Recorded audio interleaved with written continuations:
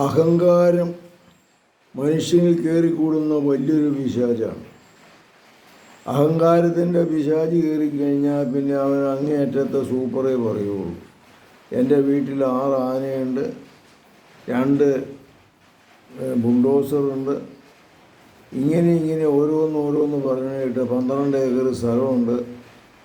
പണ്ടുണ്ടായിരുന്നു, ഒക്കെ വിറ്റ് മുടിപ്പിച്ചു എന്നുള്ളത് വേറെ വശം. ഇങ്ങനെ പലതും MA PhD ആണ് എൻ്റെ മോൻ്റെ മോൻ ഇനിയൊക്കെ പറയും, ഒന്നും ഉണ്ടാവില്ല. അപ്പം ഇങ്ങനെയുള്ള ഈ ബെഡായി പറച്ചിലും കൊണ്ട് ഒരു കാര്യവുമില്ല. ഉള്ളത് നമ്മുടെ ജീവിതത്തിൽ ഉള്ളത് അംഗീകരിച്ചുകൊണ്ട്, ഞാനൊരു പാവപ്പെട്ട കൃഷിക്കാരൻ്റെ മകനാണ്, ഞാനൊരു മദ്യപാന രോഗിയാണ്, ഇത് അംഗീകരിച്ചുകൊണ്ട് ശാന്തമായ ജീവിതത്തെ അഭിമുഖീകരിക്കുമ്പോഴാണ് ജീവിതത്തിൽ വിജയം ഉണ്ടാകുന്നത്. കർത്താവേ, അഹങ്കാരിയായ മക്കളെ അനുഗ്രഹിക്കണമേ.